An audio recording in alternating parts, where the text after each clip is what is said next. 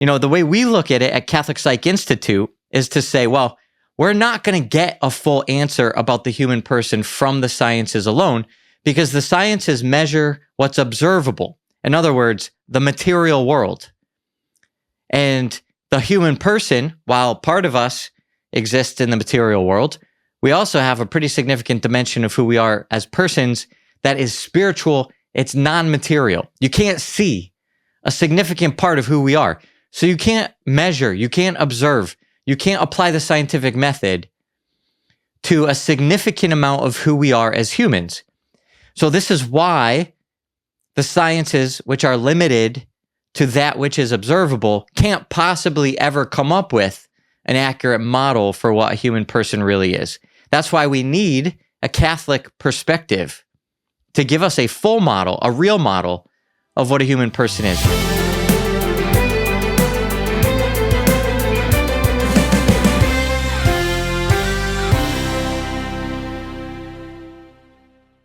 Are you looking for a comfortable brown scapular that won't break? Check out our sponsor, scapulars.com. They use American-made paracord, so it's super strong, and they also use Australian merino wool, so it's super comfortable. It feels like you're getting a warm hug from your Heavenly Mother. Click on the link above or below in the description and get yourself the most durable, comfortable scapulars in the world. Ready to walk a path that transforms you, mind, body, and soul? Follow My Camino offers expertly planned Catholic pilgrimages along the sacred Camino de Santiago. Choose from legendary routes like the Camino Frances, the scenic Camino del Norte, the coastal Camino Portugues, or the ancient Camino Primitivo. Whether you have 2 weeks or a full month, we'll guide your journey with prayer, fellowship, and visits to holy sites like Lourdes and Fatima. Start your spiritual adventure at www.followmycamino.com, because every journey begins with a single faithful step. Hello and welcome back to A Reason for Hope. My name is Mario Costabile and I'm your host today. We are joined with Catholic psychologist Dr. Greg Bottaro. Before becoming a psychologist, he discerned a religious vocation as a Franciscan Friar of the Renewal. He lived in the Bronx for 4 years, following in the footsteps of St. Francis of Assisi. Under the mentorship of Father Benedict Groeschel, this experience formed him in the spirituality of abandonment to divine providence, which he now integrates in his model of psychology. In 2012, Dr. Bottaro returned to New York as a psychologist and founded the CatholicPsych Institute. He currently lives in Connecticut with his wife, Barbara, and 7 children. Dr. Bottaro, how are you? Thank you so much. I'm doing great. How are you? I'm doing fantastic. Really great here in New Jersey, and you're in Connecticut. Is that right? Yep, not too far away. Awesome. Awesome. I have a lot of questions for you today. I'm very excited to interview because there's a lot of things that I don't understand about the psychological space, psychology, etc. So my first question, statistics indicate that the mental health crisis today is getting progressively worse. It seems to have been exacerbated by factors like the pandemic and economic uncertainty. What is lacking in secular psychology today? And in your view, why is it not working? Yeah, it's a huge, huge question. And I think I can give you a really simple answer. Or I use an analogy at least to get to the answer. And it's a little bit shocking when you realize that there is no standard of mental health. And what I mean by that is, I use this analogy. If your car breaks down, you need to take it to a mechanic. You're not going to fix all the problems of your own car. And so you need an expert, somebody you can trust. Well, you want to find a mechanic who knows how to fix your car because they know how a car is built. They have the blueprints, the schematics. And when you know how the thing is supposed to be built, you understand why it's broken. So you bring your car in and the wheel's flat or it doesn't turn anymore. And a good mechanic looks at it and says, okay, this tire's not turning, but I know that a tire is supposed to turn. So we know there's a problem. And then hopefully they go a little deeper than that and they figure out, they know what's wrong, they know how to fix it. Well, the object of the mechanic's care is your car. Now, if you go into the medical sciences, you go into, let's say, cardiology, you have a heart doctor. Heart doctor is an expert on the heart. The object of care is the heart. And medical science, biology, physiology has come a long way to know what the heart is supposed to do, the blueprint of a heart, the schematics, the drawing of what a heart is. When a heart doesn't work correctly, it doesn't pump fast enough, it doesn't pump blood, it's got a blockage. We look at that and we say, okay, we're going to compare this to the standard of what a healthy heart is supposed to look like. Now we know why this one's not working, and then we can get to work to fix it. It actually is the case, as shocking as it is, that there is no standard of what a human person is in the secular field of mental health and psychology. So you feel like something's broken, you feel like something's off, you don't feel right, your relationship's not going well, you've got turmoil in your family, and you think, okay, well, maybe you have the humility to realize I need some help. I'm going to go find an expert. You look it up on the internet, you get a referral from somebody you trust. It turns out that there are no secular schools of thought that say, here is the whole human person as it's meant to be. There actually is no standard. So this is what's missing.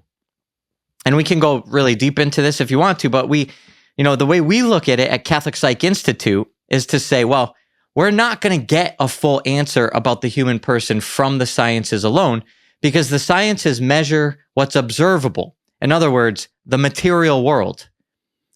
And the human person, while part of us exists in the material world, we also have a pretty significant dimension of who we are as persons that is spiritual. It's non-material. You can't see a significant part of who we are.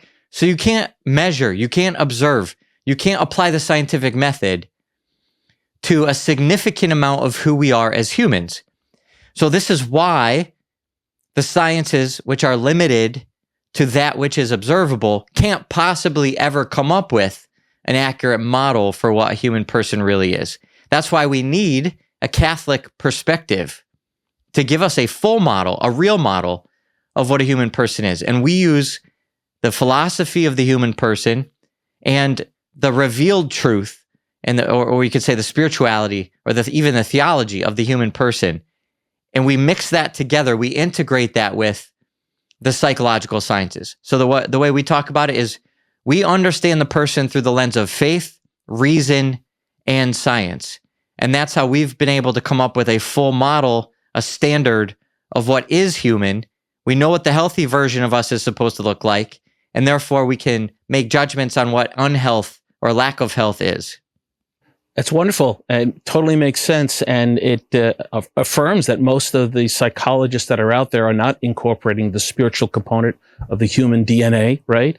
And I love the way you just explained it. So let's talk about your formation and how that developed within you. I mean, the fact that you were in formation with the Franciscan Friars and you were mentored by Father Benedict Groeschel, a saint, tell me a little bit about, your history, your background, your formation, and how that formed what you're doing today. Yeah, I'd love to. When I went to college, my parents had just gotten a divorce. It was kind of a rocky high school time for me. And finally it all kind of broke apart when I went off to college. And I was really reeling. I was sort of figuring out what just happened in my life. Why am I so miserable? Why don't I feel like I know who I am? Some of that's normal for the age, but some of it was deeper because of this family structure. I grew up Italian Catholic. Family was everything, more even so than faith and religion. So when the divorce happened, it rocked my core, and I was wide open to sort of looking for who I am and what this life is all about.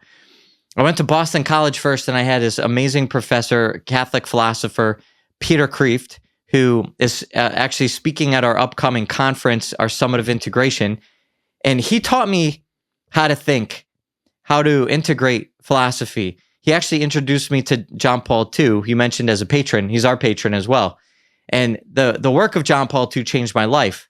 I read a book he wrote called Love and Responsibility, and it was all about marriage and family life and love and relationships and sexuality and romance. And he made sense of why I felt like everything was upside down in my life. He gave an answer to what marriage is supposed to be, what love is meant for, all of these big picture questions. And I realized in that moment of my life that I want to spend the rest of my life helping people understand how important it is to pursue a life of happiness. We must pursue a life of holiness. That if we follow God's plan, it's not just about going to church on Sunday. It's actually about flourishing in our humanity. He knows how he made us, and he loves us.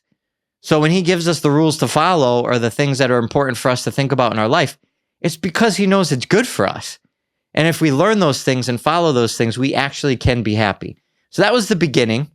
I ended up, I studied philosophy there. I ended up transferring to Franciscan University of Steubenville. I continued my philosophy, studied mental health, studied theology, and I actually then went to discern religious life. So like you mentioned, 4 years as a Franciscan in temporary vows.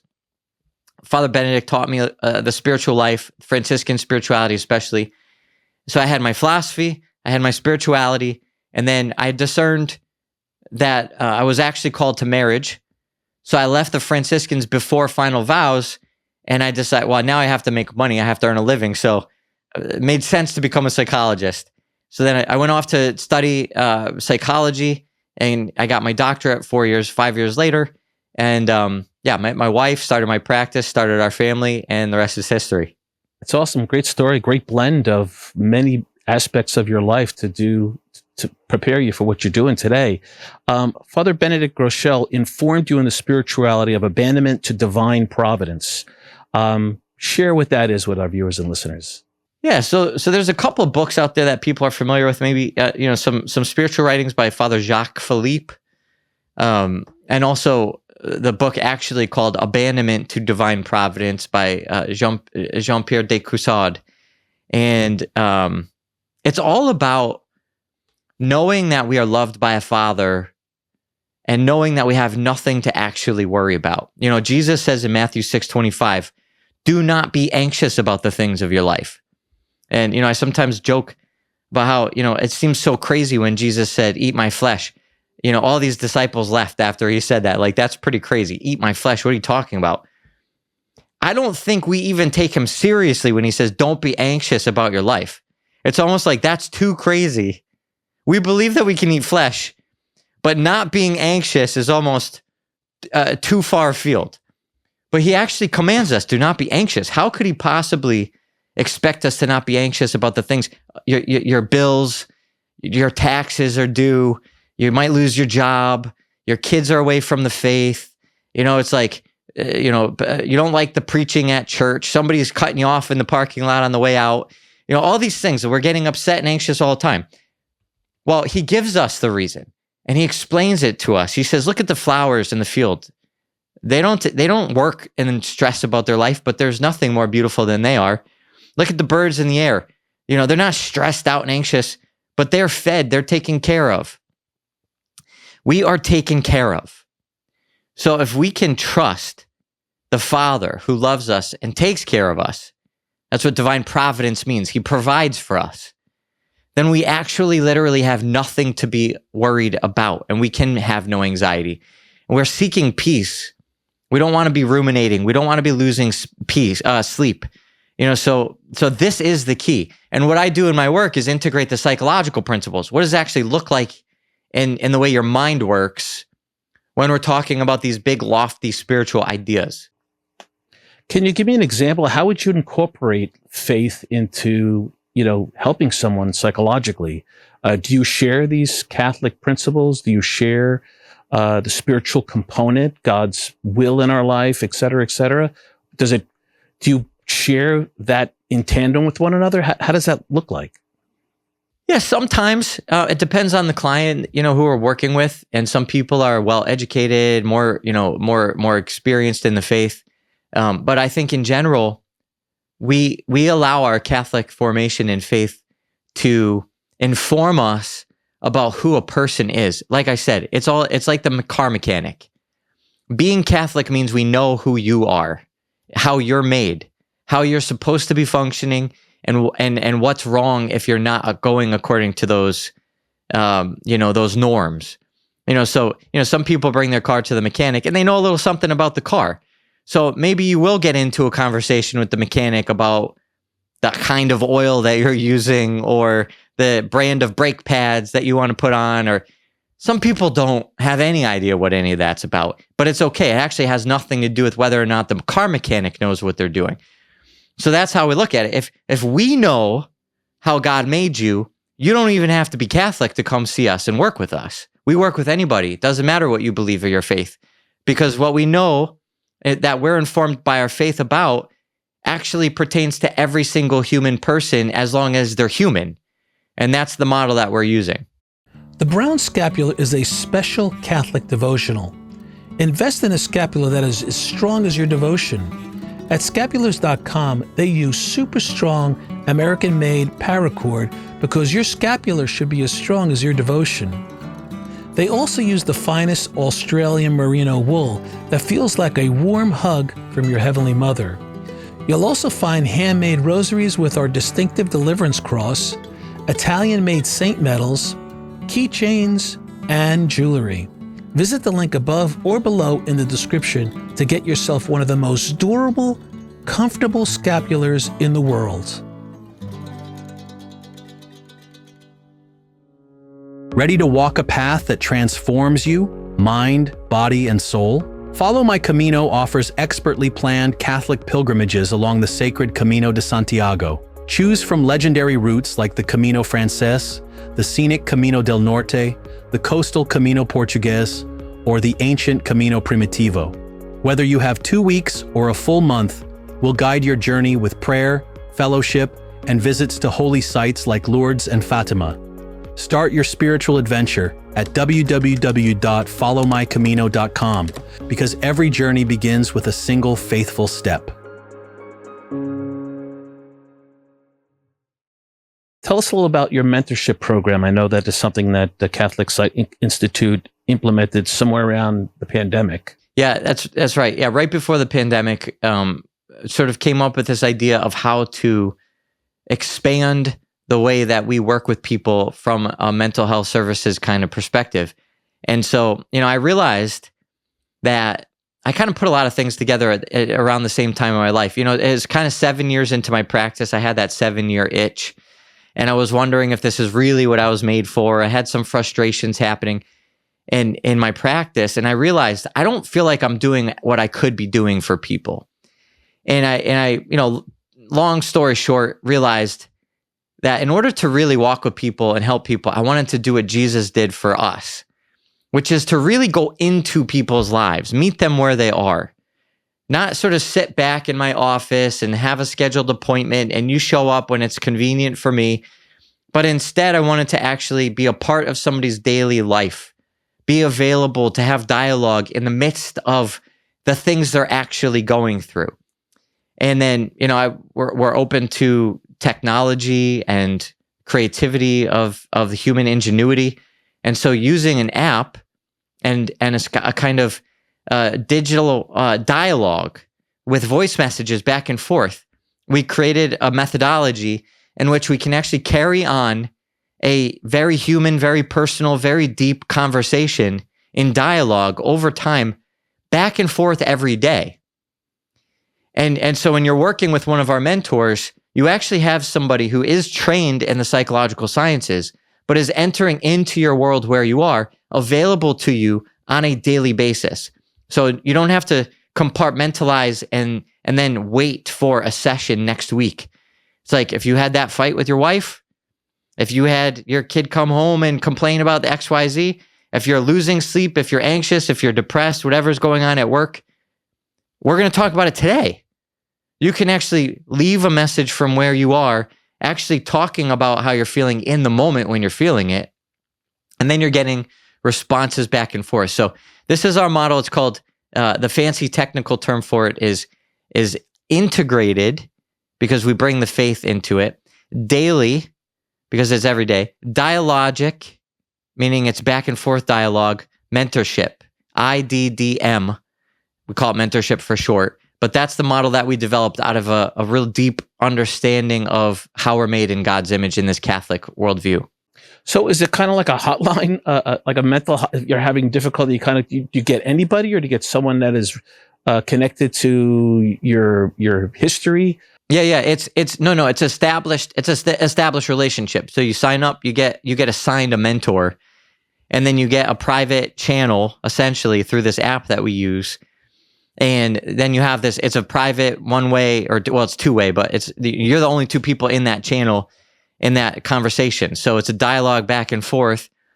All the messages are recorded, which is really interesting because that means that you can always go back to anything that was helpful to you from your mentor in the past. And you're also getting that immediate, within 24-hour response. And that's how the dialogue is actually happening in an integrated daily way. And you started this 4 years ago, 5 years ago? Yeah, I personally myself came up with the idea and did it experimentally for a year, starting in 2019.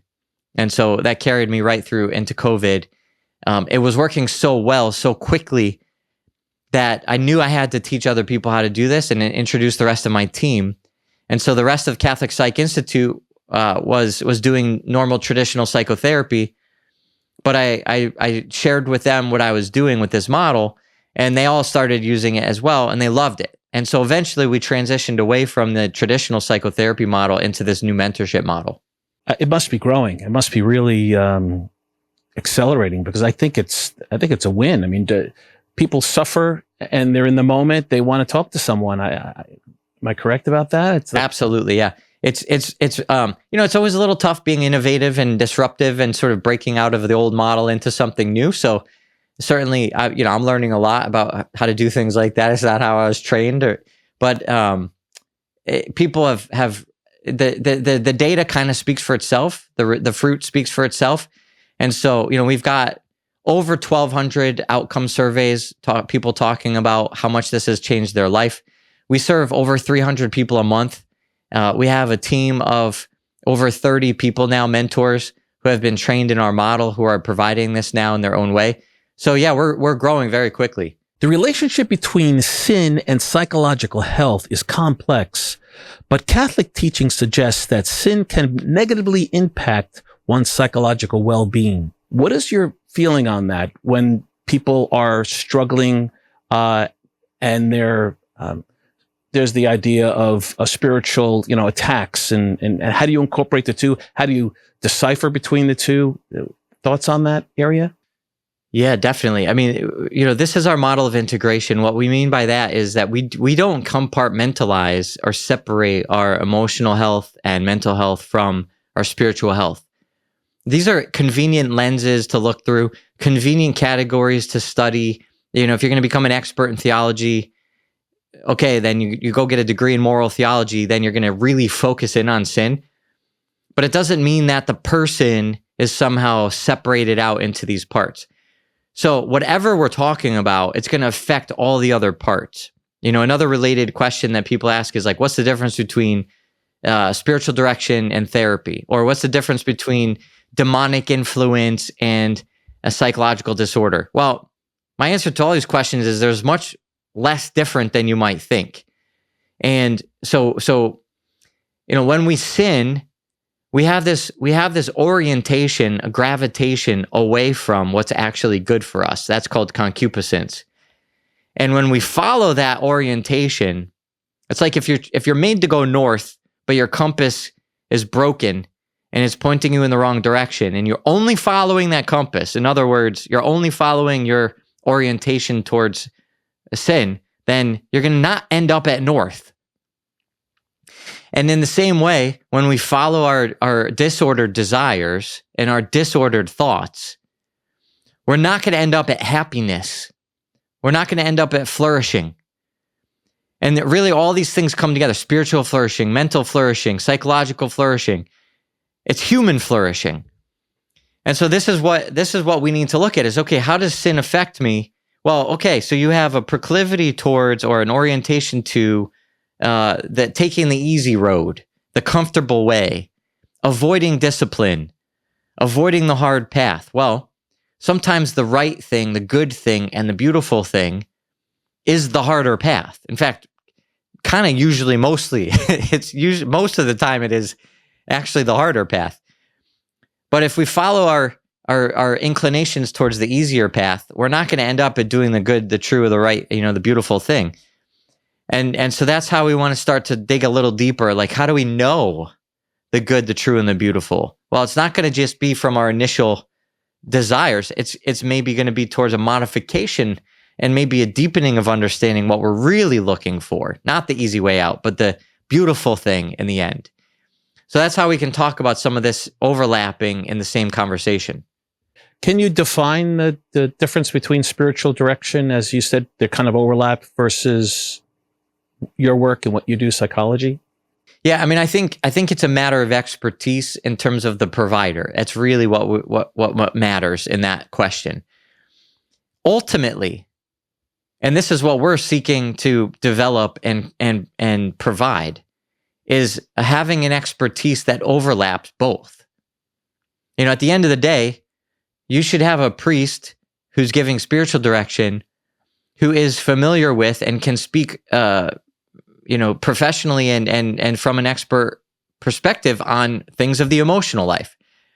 The best case scenario is that you go to a therapist who certainly has the training and expertise in the psychological life, but also who knows how you're made, why you're made, what you're made for, that understands your spiritual life, that understands the connection between your relationship with God and your relationship with other people. At the end of the day, there's no way that your relationship with God doesn't necessarily affect your relationship with yourself and other people. And there's no way that your relationship with yourself and other people is not going to affect relationship with God. So yes, we can talk about the differences because somebody might only be trained in an expertise in one or the other, but that doesn't mean that they're actually entirely different fields. Mm-hmm. Great. Thanks for the distinction. I know that you're an advocate of Catholic mindfulness in your treatments. Can you share with our viewers and listeners what that is? Yeah. That I wrote a book called The Mindful Catholic, and essentially what I did was took an intervention, a therapeutic intervention that's used in a lot of hospital systems. It's sort of very basic psychological theory. It's really nothing controversial within the field of psychology at all. It's actually incredibly robust and effective.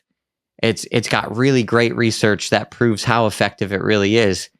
And I took that protocol and I wanted to understand why it works from a Catholic perspective.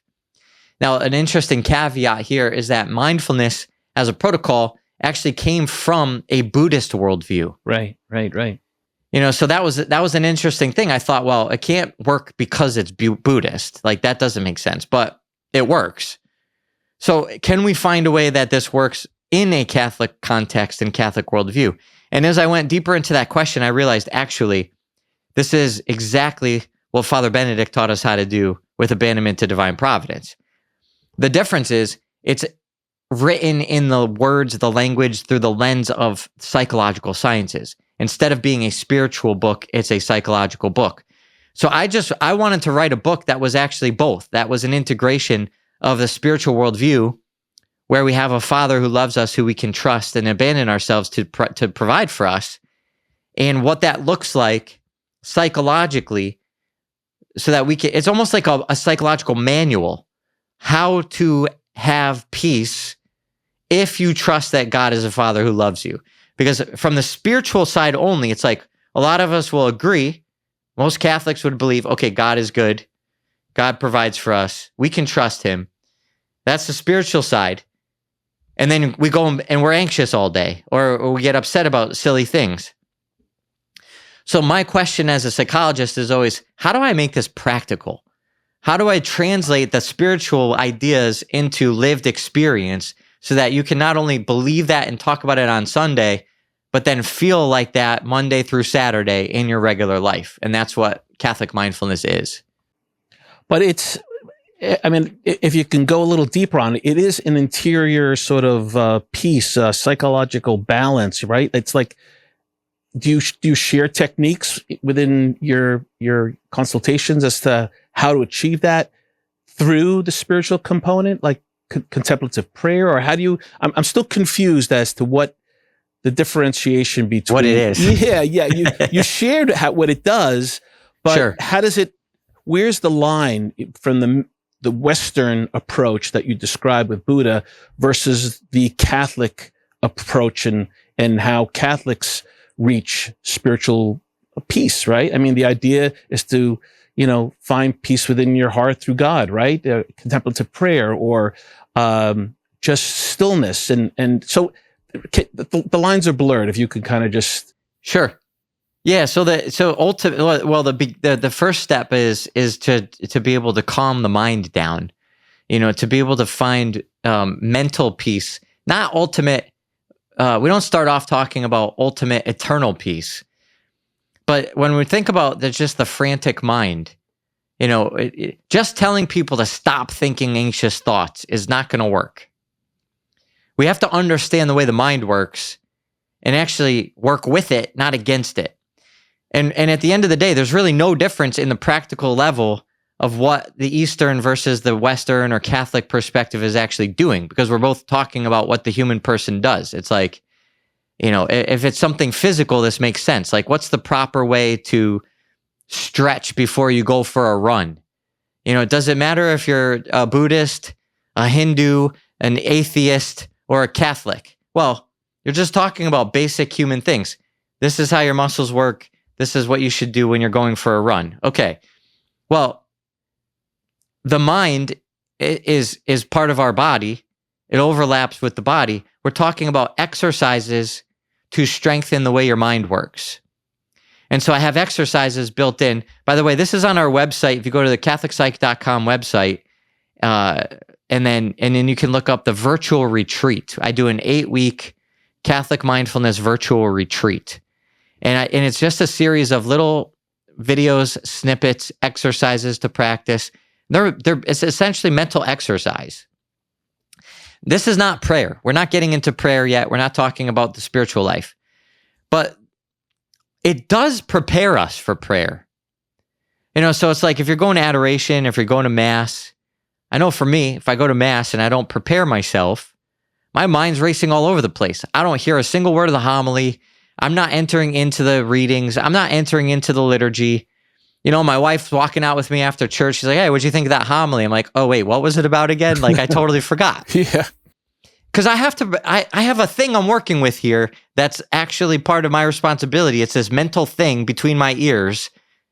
And if I don't prepare it correctly, I'm not actually entering into the spiritual experience. And no amount of prayer and good wishes is going to do the work of actually understanding the way this brain is working. So that's what Catholic mindfulness is. It's mindfulness through a Catholic lens. And as you go deeper into the understanding of why the mind works this way, what we're actually doing, and ultimately the purpose for why we should be practicing this, that's the Catholic part. Because Buddhists will say, get a hold of your mind so that you can ultimately realize that there is no real self. And I don't know how deep you want to get into this, but the philosophy of that Eastern worldview is that the differences between you and me and us and the world and us, even in God, are all illusions. And so if we practice this kind of mindful awareness, ultimately we can learn the truth that differences and distinctions are illusions, and the only thing that's real is unity of all things. Now, okay, obviously we don't believe that. But actually, when I talk about it, I say it's not that we think that that's false. The unity is actually true, and the diversity and distinctions between beings are true. So we actually don't think less than the Buddhists do. We think more than the Buddhists do. We think what the Buddhists believe is true in terms of unity. We just add to it. We have this complexity that we call a mystery of, the 3 and 1 of the Trinity. We're made in God's image. There is a oneness. Mm-hmm. There's a unity in the human family. We are all one in a sense. We have a communion of saints that we're all made for. Right. And we should probably think a little bit more about how connected we actually are with each other. But at the same time, we don't lose our individuality. And that's the Catholic part that's really important. So mindfulness is not a path to enlightenment where you realize that individuality is an illusion. No, it's a path to having a deeper sense of understanding of who we are and how we're made, which is ultimately, as individuals, made in the image of God, called to communion with him. Yeah. I know this is a common sort of question that some Catholics have because they're confused. And I even went on your website and you released some blogs on this because you recognize the confusion or the lack of understanding. For sure. It was good. So it's good. It's important. And really the oneness is the oneness of God, being united as one with God, which is what you showed, the differential distinction, which was really great. Do you have any kind of, I know that you when I introduced you, you talked about, St. Francis of Assisi as a spiritual mentor for you or a leader. Are there other saints that you looked up to or model yourself after or? Oh gosh. Yeah, so many. St. John Paul II is really our patron, our model. And, his philosophy of the human person, his missionary zeal, his understanding of how to be with people. He was unafraid to enter into the conversation with the secular world. He was attributed with bringing down communism. It's like he was on the world stage, unafraid of the world. So he's a great example and model and patron for us. So we pray to him all the time. I absolutely love Saint Therese of Lisieux. I think her little way is actually incredibly courageous. I want to say almost manly. People think like, oh, cute little flower. She's so sweet, little French saccharine kind of thing. It's like, no, it takes incredible power, strength, and courage to actually let go as much as she did and really trust in God's mercy. And a lot of the Franciscan saints throughout the years. But yeah, we've recently prayed a lot with Saint Charbel as a patron saint for our family. Oh, that's a new one for me. Don't know that one. Yeah, he's got a beautiful letter that like an encouragement to families and to married couples. Oh, beautiful. And it's really practical. He was a Lebanese monk, and he was, you think of this hermit living in a cave, basically. Like, what does he know? But then he, the way he wrote was so present and practical for family life. So those kinds of like human, integrated, not sort of lofty abstractions of holiness, but the people who really bring it down to earth, I get really excited about. And plus St. John Paul, I think he was a philosopher too. I mean, his writings certainly show immense understanding of the human mind and the human psychology. I mean, absolutely. I spent a whole lifetime just trying to get through his writings, right? It's amazing. Yeah, exactly. It's so complex. Yeah. And that's really our aim. What we're trying to do with our summit coming up, to bring together. I have Peter Kraft, who's a philosopher. He's really much better at being attainable and approachable. But that's the idea of our summit is like, let's bring in these ideas, these lofty things. We have Father Columba, who's another CFR Franciscan, really, really lofty, beautiful spiritual ideas, but bring it to a place that is experiential and is accessible so that we can actually put things into practice that make sense and actually change things about our life according to the way God made us. Amazing. We've had Peter Kraft on our show a couple of times here on our podcast, and sweet. Jake and Heather Kim as well, who are going to be at the summit. So maybe you could share the date, the location, some details regarding the summit. Sure. Yeah. We're going to be at Drew University right outside of Newark. And it's June 20th to 22nd. So coming up this summer, we have virtual tickets available as well. And so if you can't come in person, obviously we'd love to have you in person. It's a more integrated experience for the Summit of Integration. But we have Matt Marr, who's going to be doing an acoustic set, kind of a rare thing, I guess, for him to do an acoustic private concert just for the attendees at the conference. That will be live streamed as well as part of the virtual ticket. And we've got a room block set up at a local hotel. So you can go to catholicpsych.com/summit, and that's got all the information there. We have a theologian named Jennifer Morell. She is an expert on the theology of the body and male and female, gender issues, things like that are really beautiful, the way she articulates her understanding of how God made us.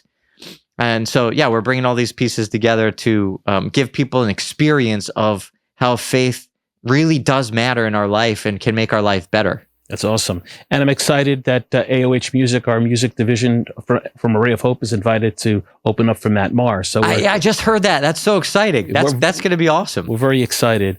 You just said, so what is the one thing that you'd like every Catholic to know about the relationship between faith and mental health?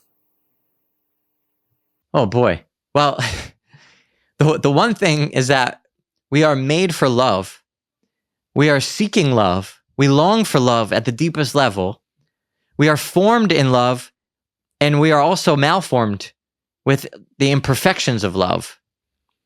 But the ultimate healing that's available to us, our greatest hope, is that we are loved. So we already have the thing that we're all longing for, and that maybe things go sideways along the way, but it's like the answer, the cure, the vaccine, the ultimate end is already given to us. It's not a question. We don't need to set up labs to do more research to make sure we get the antidote. It's already here. We already have it. So there's nothing that can be worse than our deepest longing for love. And that has already been solved for. That's our greatest hope. That's awesome. And really, what is love? God is love. So God is love, and He's embedded in our DNA. And I absolutely love. I don't think there's any other organization outside of what you guys do that a Catholic who wants to, let's say they're having difficulty within their family or even a child that wants to make sure, because psychologists are like, sometimes you go to a psychologist, you bring a kid to a psychologist, you have no idea what you're going to get and whether they're going to follow really what you've taught in your home, right?